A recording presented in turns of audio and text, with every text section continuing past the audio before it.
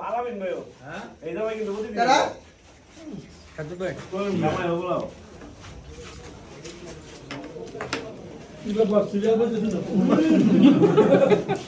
বড় বুঝে দাস না আমাদের বাগানে দিন হয়েছে আমরা সিরাপ দিন পরে কে